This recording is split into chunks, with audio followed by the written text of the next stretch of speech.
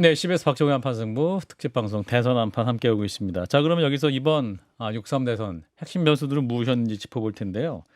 저희가 특집 방송에서 특이하게 화이트보드를 통해서 네 분의 생각을 들어보는 시간을 준비했습니다. 해보고 재미있으면 이 화이트보드를 정규 방송에도 자주 쓸 수 있는 방안을 검토하겠습니다. 자, 이제 이번 선거, 선거 때 완전히 설화 리스크가 있었는데 이번에도 마찬가지였습니다. 특히 그 일강구도를 이끌어왔던 이재명 더불어민주당 후보 발언이 논란이 된 게 있었죠. 커피원가 120원, 호텔 경제학, 또 선거법 상고심 관련 발언 등 이런 것들이 과연 이제 오늘 보투표를 마감하는 시점에서 중도층에 어떤 영향을 주었을까? 악재가 됐을까? 질문입니다. 자, 한번 그 답을 화이트보드에 써주시고요. 이제 가장 빨리 쓰신 분은 제가 뭐 OX를 하지 마시고 주관식 하셔도 되고 사시 출신인 박상수 대변인은 그냥 O로 쓰셨는데 사시 주관식 강하신 것 같은데 자 일단 한번 O로 하셨으니까 심플하게 말씀해 주세요. 박상수 대변인. 네, 예. 네. 변수 맞다. 악재다. 예. 네, 뭐 사실 선거라는 게 예. 우리 측이 잘하는 것도 필요는 하지만 예. 상대 측의 실수를 사실 기다리지 않습니까? 그렇죠. 특히 이렇게 우리 입장에서는 이 강팀과 붙는 경기거든요. 지금. 그렇죠. 예. 예, 저는 이 경기를 항상 이번 대선을 항상 이 마지막에 있었던 그 지난 월드컵 마지막에 있었던 포르투갈과 한국 경기랑 많이 이렇게 비교를 하는데 포르투갈 같은 강팀과 우리가 지금 붙은 상황이에요. 민주당이 포르투갈입니까? 예, 이제 대한민국이 포르투갈을 그때 막판에 박지성 이겼는데 아니 예. 손흥민 선수가 이겼잖아요. 그렇구나. 황희찬, 손흥민 예, 이렇게 죄송해요. 해가지고 마지막에 역전골로 이겼는데 예. 그렇게 하려면은 이제 포르투갈의 실수가 무엇보다 필요합니다. 근데 너무나 적재적소에 예. 하나가 떨어질 때쯤 되면 하나가 터져주고 하나가 떨어질 때쯤 되면 하나가 터져줬어요. 그래서 처음에 이제 120원과 호텔 경제학이 터져주더니 그 다음에 이제 선거법 상고심 발언이 이제 또 연달아 나오면서 이런 것들이 이제 좀 영향을 줬다고 생각을 합니다. 그렇군요. 옆에서 우리 조갑재 대표님이 X를 쓰셨습니다. X 쓰시고 보충 설명으로 별로라고 말씀하셨습니다. 별로, 네, 예, 별로 아니고 별로입니다, 여러분. 영향 없었는데 별로 영향 없었다. 자, 설명해 주세요, 대표님. 이번에 주로 텔레비전 토론 구도를 보면은 예, 김문수, 이준석 두 사람이 이재명 후보를 협공하는 장면이 많이 나왔어요. 그렇죠. 그런데 거기에 대해서 이재명 후보가 말로 설명하는 것을 글로 옮겨가지고 논리적으로 이렇게 따지면은 허점이 많아요. 예. 그런데 그 말을 하는 태도가 아하. 상당히 능숙하고 자신감. 안정적이더라고. 또는 어떻게 보면 또 교활하다고도 볼 수 있는데 예. 능수능란하다고도 볼 수 있고 해가지고 실질적인 데미지는 별로 없었다고 타격감은 없었다. 저는 생각이 듭니다. 예, 그렇군요. 그리고 가장 문제적 발언은 이준석 후보의 그 발언인데, 예. 근데 이준석 후보가 상당히 곤란하게 되겠다고 생각했는데 또 공소장을 입수를 해가지고 역공을 펼치더라고요. 예. 그러니까 또 그 발언에 대해서는 사과를 하고 그 본질적인 문제를 가지고 이재명 후보 부자 문제로 예. 이렇게 논점을 이동하는데 그게 또 상당히 먹히는 것 같아요. 그래서 그건 자신의 실수를 어떻게 보면 전술적으로 덮었다고 봅니다. 그렇다면은 뭐 다 피장파장 아닌가. 그리고 이게 아마 이번 출구조사에 예. 별로 반영이 안 될 것 같아요. 반영이 안 됐을 것이다. 예. 이게 이소영 의원님. 영향 없었다. 예. 저하고 똑같네. 영향 없었다. 조 대표는 거의 같은 답안이죠. 영향 없었다. 별 영향 없었다라고 생각하는 게 이제 앵커님 언급하신 거 뭐 네. 커피 원가 120원이랄지 예. 뭐 호텔 경제론 뭐 대법원 관련 발언 이런 것들이 사실은 악의를 가지지 않은 사람이 전체적인 맥락과 함께 들으면 충분히 이해할 수 있는 발언들이고 예. 이 세 가지 공격 모두 사실은 좀 트집 잡기에 가까운 지적이었고요. 예. 사실 커피 원가 120원 발언은 앞뒤 맥락이라고 하는 것이 그 불법 이제 계곡에서 불법 영업하시는 분들을 예. 다른 업종으로 이렇게 전환시키기 위해 이렇게 설득했다라고 이제 얘기한 건데 예. 누가 커피 원가를 인건비나 임대료 같은 걸 고려하지 않고 120원이라고 생각하는 사람이 세상에 어디 있겠습니까? 그래서 그런 좀 부당한 주장을 한 것이 아닌데 딱 그 한 단어만 이제 쪼개서 얘기를 한 굉장히 좀 쫌스러운 그런 예. 공격이었고 꼬투리 잡기 공격이었다. 호텔 경제론이라고 하는 것도 사실 이제 이론적으로 설명과 반박이 가능할 뿐만 아니라 예. 그게 2017년에 SNS와 이제 이런 것들에서 언급됐던 것인데 그것도 이제 사실은 전후 맥락이 충분히 이해가 가능한 발언이고 예. 사법부와 관련된 이제 언급도 후보가 뭐 내가 대법원에서 들었다 이렇게 얘기한 것이 아니라 아. 사실은 저한테도 이게 다들 뭔가 좀 생색을 내고 싶고 자기 인간관계를 자랑하고 싶고 이제 그런 맥락에서 이렇다더라 분위기가 저렇다더라 이런 이제 근거 없는 풍문들이 많이 떠돌아 다니거든요. 탄핵 선고와 관련해서도 그런 게 얼마나 많았습니까? 이제 그런 것들을 언급한 건데 이걸 내통했다 이렇게 좀 트집을 잡은 거라서 저는 중도층에 있어서 뭐 영향이 있다라고 보지는 않습니다. 그렇군요. 자, 우리 이노학 전 최고의 글씨 중재. 이거 무슨 뜻이에요? 중재. 저는 사실 악재는 아니었다고. 중간 악재. 네, 중간으로. 아비트레이션인 줄 알았어요. 네. 이거 중간으로 좀 버무려졌다. 왜냐면 제가 이거는 사실 좋은 이슈는 아니었어요. 저희 쪽 측면에서는. 근데 중간 악재. 이 선거 기간 동안 계속 방송을 나오다 보니까 예. 계속 안 좋은 소재로 방송에서 이걸 계속 다뤄지더라고요. 아. 그런 측면에서 좀 안 좋았던 측면이 있었는데 예. 결과적으로는 김문수 후보가 나중에 추경 30조 하겠다고까지 끌어냈잖아요. 아. 처음엔 그거를 비판하다가 예. 왜냐하면 이 120원도 그렇고 호텔 경제학도 그렇고 예. 결국에는 우리 지금 나락으로 가 있는 이 경제를 어떻게 살려낼 거냐 아하. 사실 본질은 거기에 있었거든요. 아하. 그렇기 때문에 끊임없이 저희들은 추경을 계속해서 우리 국민 경제를 좀 다시 한번 살려야 된다라고 하는 측면으로 계속해서 얘기를 했는데 예. 그 부분을 계속해서 비판을 하다가 나중엔 결국 30조까지 나왔어요. 그러면 저는 선거 끝나고 아마 이러한 조치가 민주당 정부에서 혹시라도 우리가 당선이 되게 된다면 조치가 바로 실행이 될 텐데 그때 국민의힘에서 이것을 반대하기가 굉장히 어려워진 측면이 있습니다. 아하. 그렇기 때문에 제가 중재라고 말씀드린 거고요. 예. 오히려 선거 과정에서의 악재라고 하는 그 정도 수준이 되려면 예. 윤석열 전 대통령의 지지 선언이라든가 아. 영화 보러 간다든가 아. 아니면 황교안 전 대표가 사퇴하고 지지한다든가 아. 끊임없이 달리기 경기를 하는데 아령을 주렁주렁 김문수 후보가 달고 뛰어야 아령이에요? 되는 이 아령. 상황이 악재지. 모래주머니. 그렇죠. 예. 오히려 이거는 대치기를 통해서 국민들을 살리는데 오히려 더 일조한 것이기 때문에 저는 중재 정도로 표현하겠습니다. 이거 화이트보드 쓰니까 재밌는 것 같은데요. 약간 그 근데 뭐랄까. 사실은 이 예. 말이 맞는 게 중재 맞아요? 아니 중재가 맞다기보다 아, 예. 이게 뭐 악재 내지는 공격이라고 하는 게 너무 지엽적인 거면은 오히려 이 후보한테는 별로 이거보다 더 대단한 공격거리가 없나 보다 이런 인상을 심어주기도 하거든요. 예. 그래서 이런 작은 몇 가지 발언들 조각 발언들로 이제 이렇게 공격한 게 큰 그런 영향은 미치지 못한 것 같아요. 자, 두 번째 문제로 넘어가겠습니다. 이게 두 번째 문제가 굉장히 재밌는 문제일 수도 있고 또 이번 대회에서 가장 많이 제가 언급했던 단어입니다. 단일화. 단일화. 자, 일단 최종적으로 김문수, 이준석 후보의 단일화 무산. 과연 누구에게 득이고 누구에게 실이었을까? 또 서로에게 책임론을 이제 대선 이후에 패배 혹은 그 결과를 두고 책임도 나올 수 있는 상황인데요. 과연 누구에게 득이고 누구에게 실이었을까? 김문수, 이준석 단일화 무산. 이 부분은 굉장히 어려운 문제였나 봅니다. 네 분 모두 바로 쓰시는 분들이 없는 상황인데 바로 1등인 이소영 의원님. 네, 1등 하고 싶어서 빨리 썼습니다. 둘 다에게 결국 잘 된 일입니다. 왜 그래요? 단일화가 무산된 거는 일단 김문수 후보 입장에서는 이번에 큰 표차의 패배가 예정되어 있는 상황에서 그거를 이준석 탓이다라고 얘기할 수 있는 이제 탓할 사람이 생겼다라는 점에서 알리바이가 생겼다. 네, 나쁘지 않다고 생각을 하고요.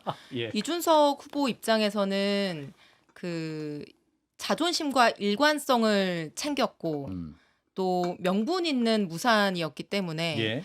오히려 이 단일화에 나중에 이제 어떤 재정적 문제나 이런 것들을 고려해서 응했다라고 하면 본인이 수도 없이 선거 과정에서 계엄 옹호 세력하고는 단일화할 수 없고 함께하지 않겠다라는 얘기를 이제 수없이 했는데 그걸 이제 뒤집는 게 되는 거 아니겠습니까? 예. 그러면 지금 올해 40이고 앞으로 뭐 정치를 오래 할 가능성이 높을 텐데 그럴 예. 때 두고두고 이번에 이 일관성 없는 태도 본인의 말을 스스로 뒤집은 것이 어떤 그런 발목을 잡았을 것이다 이렇게 생각이 생각합니다. 그래서 무산이 이준석한테도 잘 됐다 이렇게 생각합니다. 네, 두 분 모두에게 잘된 일이다. 우리 조 대표님이 길게 쓰신 것 같아서 궁금합니다. 자, 한번 볼까요? 자, 조 대표님, 김문수 후보에게 선회, 단일화 스토킹 이렇게 말씀하셨는데, 그러니까 김문수 후보가 이준석 후보에게 단일화적인 스토킹했다. 스토킹 같은 단일화 요구였다. 이거는 득실을 따지기 전에 예. 정치 더 이상 이 해서는 안 단일화는 되니까. 안 해야 되죠. 예. 그러니까 선거 운동 기간 중에는 단일화를 못하도록 앞으로 이 공직선거법 바꿔야 된다고 생각을 합니다. 그리고 처음부터 단일화는 불가능하잖아요. 예. 또 한 번도 이준석 후보는 단일화 하겠다는 말을 한 적이 없는데 계속 단일화 한다는 말만 띄우고 그걸 언론이 받아 쓰는 바람에 그 부분만큼은 김문수 후보가 덕을 본 것 같지만은 도덕적으로 김문수 후보 같은 분이 강직한 분이 이런 행동을 하면 안 되죠. 그리고 오히려 이준석 후보가 완주를 했잖아요. 그렇습니다. 완주를 함으로써 우리 지금 이 의원께서 하신 말씀처럼 자신의 원칙을 지켰습니다. 그리고 이번에 오늘 출구조사 나오면은 틀림없이 저는 김문수 플러스 이준석 후보의 그 득표율이 이재명 후보 득표율보다 낮을 거라고. 것이다. 예. 그럼 이게 효과가 없었다는 거 아닙니까? 예. 효과도 없고 가치관적으로도 도저히 합칠 수 없는 사람한테 예.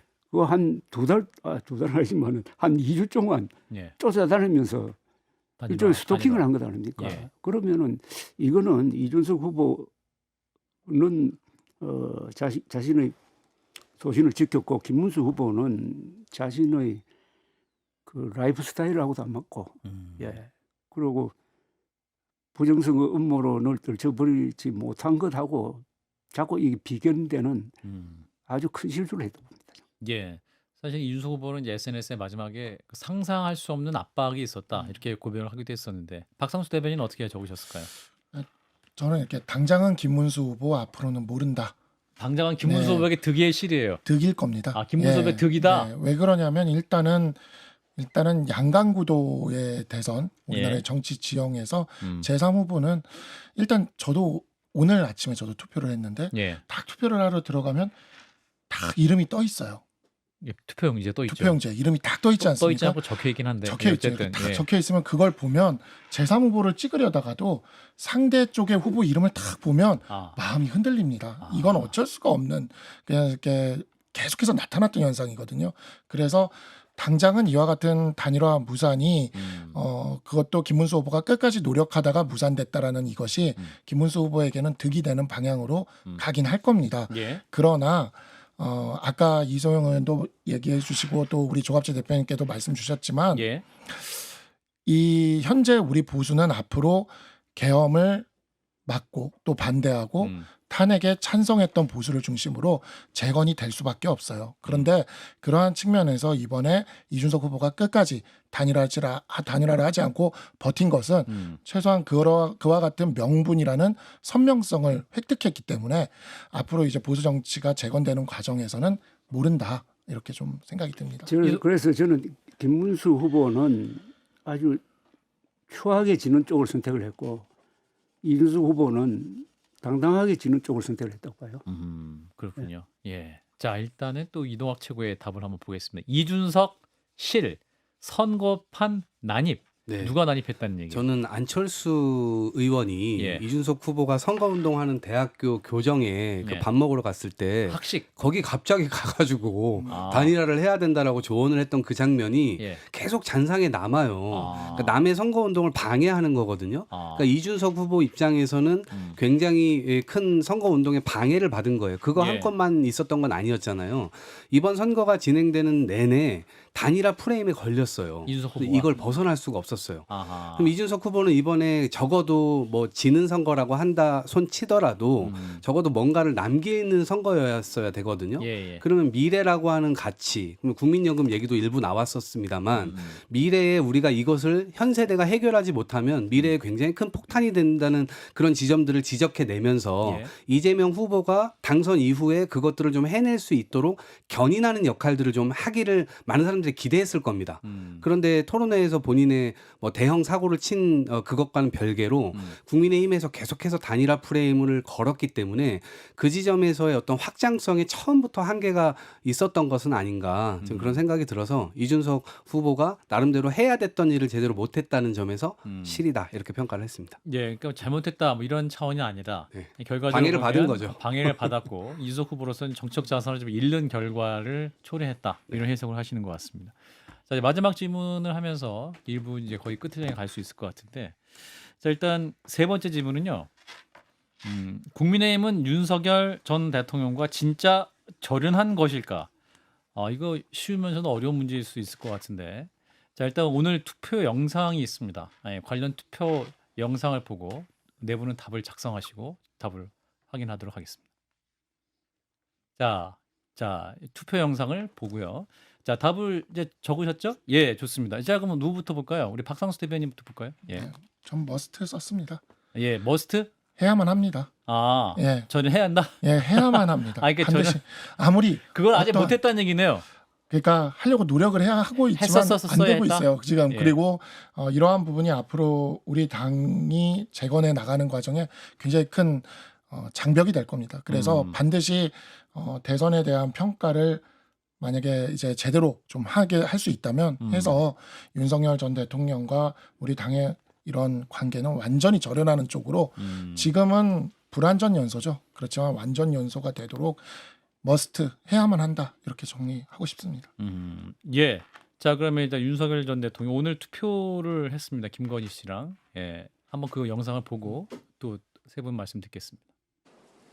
예. 자 윤석열 전 대통령 서초동에 한 초등학교에서 투표를 했습니다. 윤 전 대통령이 이제 투표를 하고 나오는 장면이 화면에 나고 있고 이제 김건희 씨도 투표를 하고 어디에 놓을지 딱 보고 투표함에 넣고 이제 취재진에겐 이렇게 해서 이제 화면을 함께 보셨는데 자 쓰셨죠? 자 네. 그러면 누구부터 볼까요? 자 우리 이소영 의원님부터 말씀 주세요. 너무 늦었고 너무 약했다. 절연. 안 됐다. 그래서 절연 안 됐다. 절연 안 됐다. 한 건데요. 예. 그 윤석열 대통령하고의 절연이라는 게 김문수 후보 이 후보의 절연과 예. 또 당의 절연 이 두 가지 차원이 있을 텐데 일단 후보는 전혀 절연하려는 시도조차 하지 않았죠. 처음부터 이게 뭐 탈당이나 제명 필요하냐라고 했을 때 그건 도리가 아니다 뭐 이렇게 발언했던 것도 기억나고요. 마지막까지도 뭐 부정선거 영화 본 것도 아유 뭐 사람 많이 만나면 좋은 거 아니냐. 그러니까 끝까지 한 번도 이제 절연하려고 하는 노력을 하지 않은 상태에서 선거가 끝났고 예. 그러면은 당은 절연한 거냐? 뭐 김용태 비대위원장이 선거 며칠 앞두고 뭐 이제서야 페이스북에 뭐 당 근처에 얼씬하지 마라 이렇게 글을 올리기는 했지만 그렇죠.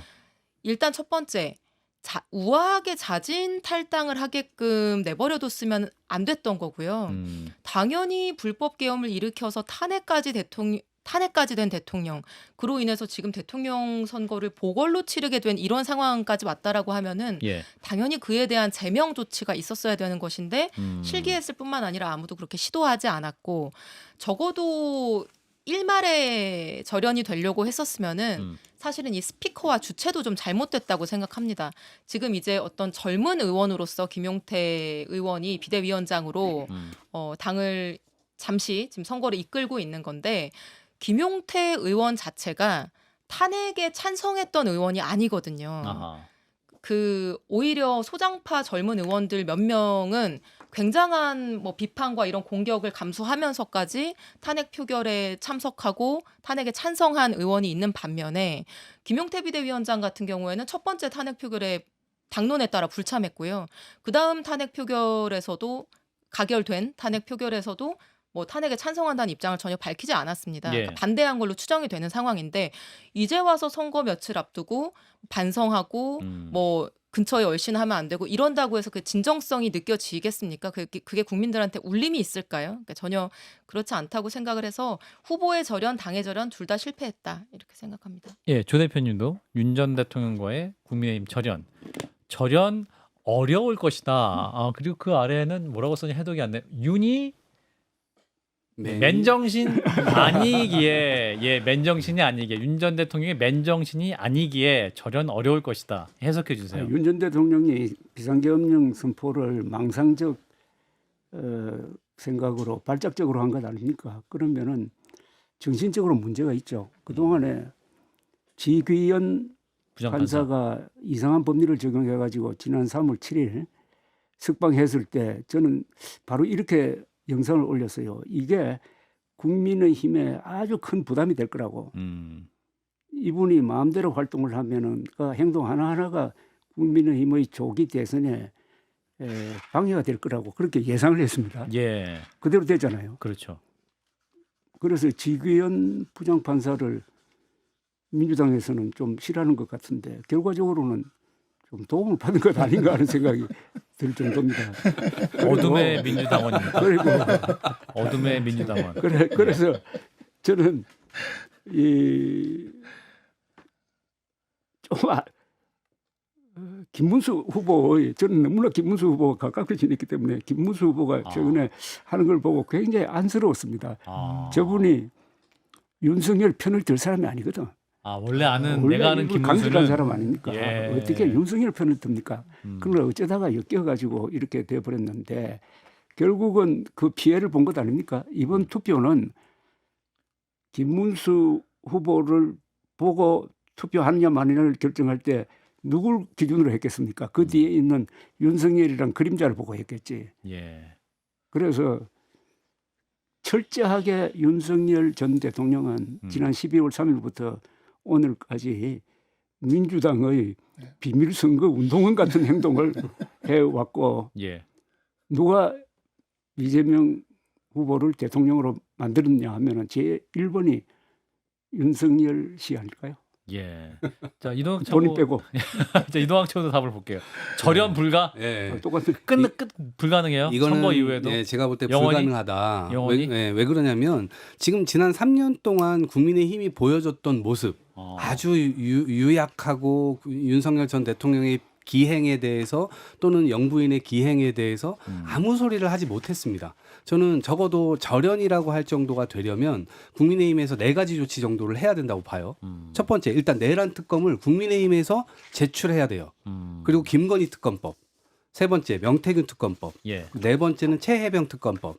이거는 한동훈 전 대표도 추진하자고 했었던 거니까 예. 적어도 그런 정도의 본인들의 이 실정, 대표적인 실정들을 시정하는 조치들을 행동으로 옮길 때 저는 국민들이 절연하는구나라고 생각하지 예. 그렇지 않고서는 말로만 했다는 것은 저는 아무도 그걸 신뢰하지 않겠다 이런 생각입니다. 예. 이렇게 해서 4분 말씀 들었는데 너무너무 재밌는데요. 지금 4분을 보내드릴 시간이 약 1분 남았습니다. 그래서 조 대표님 이번 대선 이후 전국 전망 30초, 이소영 의원 30초 이렇게 듣겠습니다. 우리 대표님 오늘 대선 끝나면 저는 어떤 오늘이 한국 현대사의 결정적인 날이라고 봅니다. 아하. 오늘 국민의 선택이 앞으로 10년, 20년을 결정할지 몰라요.